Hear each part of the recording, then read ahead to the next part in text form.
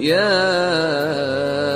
أيها الناس إنا خلقناكم من ذكر وأنثى وجعلناكم شعوبا وقبائل لتعارفوا إن أكرمكم عند الله أتقاكم إن الله عليم خبير. Menurut bahasa, waqaf artinya berhenti atau menahan.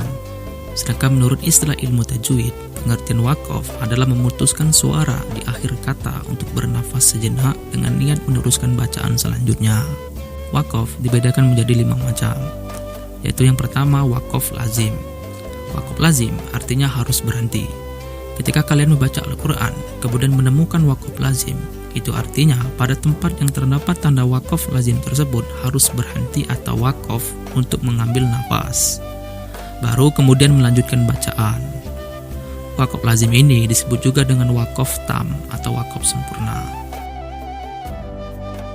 وَمِنَ النَّاسِ مَن يَقُولُ آمَنَّا بِاللَّهِ وَبِالْيَوْمِ الْآخِرِ وَمَا هُمْ بِمُؤْمِنِينَ يُخَادِعُونَ اللَّهَ وَالَّذِينَ آمَنُوا وَمَا يَخْدَعُونَ إِلَّا أَنفُسَهُمْ وَمَا يَشْعُرُونَ.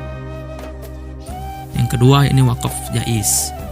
Ketika membaca Al-Quran dan kalian menemukan tanda waqaf jaiz, maka kalian boleh berhenti atau waqaf atau meneruskan bacaan tersebut atau wasol. Namun ada yang diutamakan waqaf atau berhenti dan ada yang juga yang lebih diutamakan untuk wasol atau terus. Oleh karena itu waqaf jaiz ini itu terbagi menjadi 3 macam lagi. Yang pertama yakni jaiz kafi. Ketika pembaca Al-Quran menemukan waqaf jaiz kafi, maka ia boleh waqaf dan boleh juga wasol atau diteruskan. Namun lebih ditemakan untuk waqaf atau berhenti. يُخَادِعُونَ اللَّهَ وَالَّذِينَ آمَنُوا وَمَا يَخْدَعُونَ إِلَّا أَنفُسَهُمْ وَمَا يَشْعُرُونَ فِي قُلُوبِهِم مَّرَضٌ فَزَادَهُمُ اللَّهُ مَرَضًا. Yang kedua yakni jaiz tasawi. Ketika membaca Al-Quran menemukan waqaf atau jaiz tasawi, maka boleh waqaf atau berhenti maupun wasol atau diteruskan. Keduanya hukumnya sama, tidak ada yang lebih diutamakan. في قلوبهم مرض فزادهم الله مرضا ولهم عذاب أليم بما كانوا يكذبون. Yang ketiga yakni jaiz hasan. Ketika membaca Al-Quran menemukan waqaf jaiz hasan, maka ia boleh membaca waqaf atau berhenti maupun wasol atau diteruskan. Tetapi membaca wasol atau diteruskan itu lebih diutamakan. أولئك الذين اشتروا الضلالة بالهدى فما ربحت تجارتهم وما كانوا مهتدين. Yang selanjutnya ini waqaf muraqabah atau mu'anaqah. Apabila pembaca Al-Quran menemukan tanda waqaf muraqabah atau mu'anaqah, maka pembaca itu harus berhenti pada salah satu tanda waqafnya. وَأَنفِقُوا فِي سَبِيلِ اللَّهِ وَلَا تُلْقُوا بِأَيْدِيكُمْ إِلَى التَّهْلُكَةِ وَأَحْسِنُوا إِنَّ اللَّهَ يُحِبُّ الْمُحْسِنِينَ. Yang keempat, waqaf mamnu. Waqaf mamnu maksudnya dilarang berhenti pada tempat yang terdapat tanda waqaf ini. Pada tempat tersebut dilarang berhenti karena masih terdapat keterkaitan makna antara kalimat yang dibaca dengan kalimat berikutnya, sehingga terjadi perubahan makna apabila terputus dalam membacanya.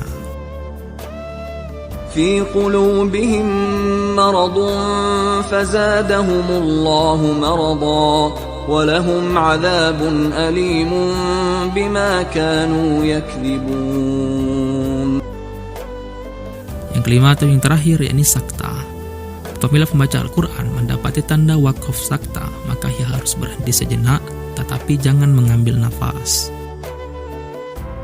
قالوا يا ويلنا من بعثنا من مرقدنا هذا ما وعد الرحمن وصدق المرسلون.